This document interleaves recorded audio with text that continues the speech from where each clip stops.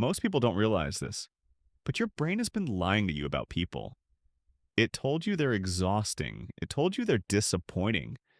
It told you you're better off alone. But that story, it didn't start with logic. It started with pain. This is called protective social withdrawal. And once you understand it, you'll finally see why you act the way you do around people now. Your relationships, your habits, even how you see yourself in a room full of others.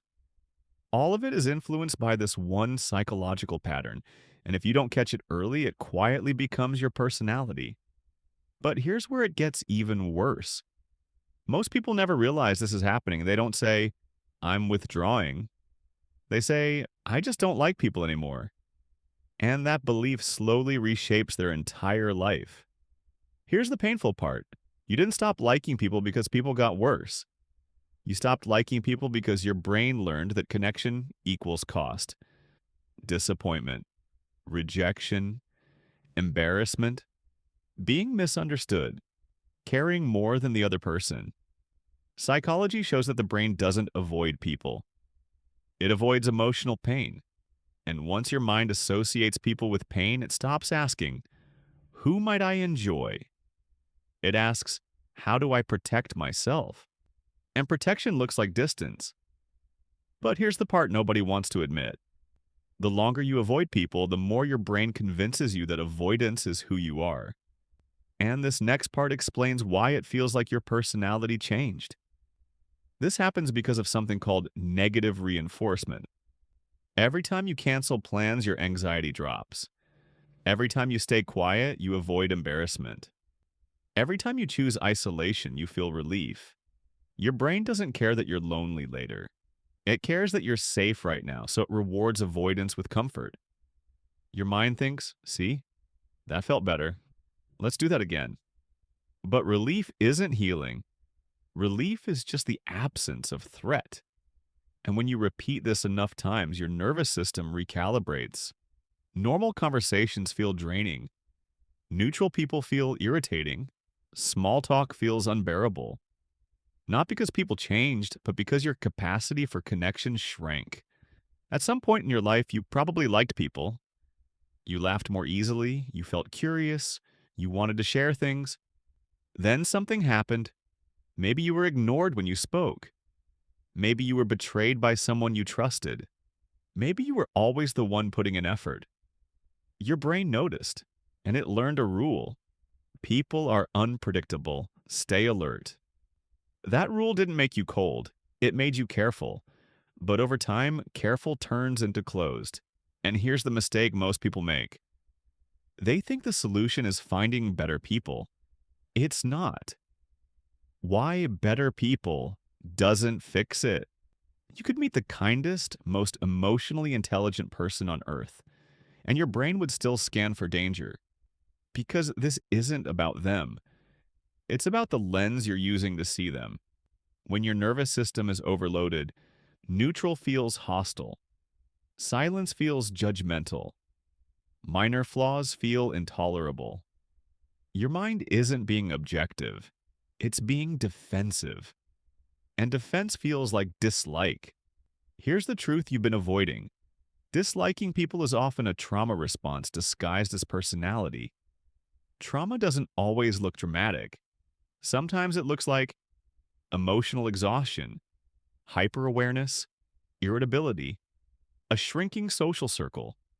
Your brain didn't decide to hate people. It decided to conserve energy. And people require energy.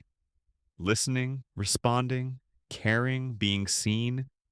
When you're overwhelmed long enough, your mind cuts non-essentials. Connection becomes optional, then inconvenient, then annoying. Not because it is, but because you're tired. Why this feels like growing up? A lot of people tell themselves, I just matured. I see through people now. I value peace. Sometimes that's true, but sometimes it's a story your brain tells to avoid reopening wounds. Wisdom doesn't feel bitter. Healing doesn't feel isolating. If your growth came with numbness, cynicism, and loneliness, that's not evolution. That's protection. The cost of staying here. Here's the quiet danger. Avoidance works until it doesn't. Because while isolation reduces pain short term, it increases it long term. Loneliness intensifies negative thinking. Isolation lowers emotional resilience. Lack of connection makes everything feel heavier. Your brain starts turning inward. Overthinking, self criticism, rumination. And suddenly, people don't just feel annoying, they feel threatening. Shift toward hope. But here's the good news.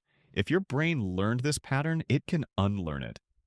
Not through force, not through being more social, but through safety. Connection returns when your nervous system feels safe again. If you want to break this cycle, start with this. Lower the emotional stakes of a connection.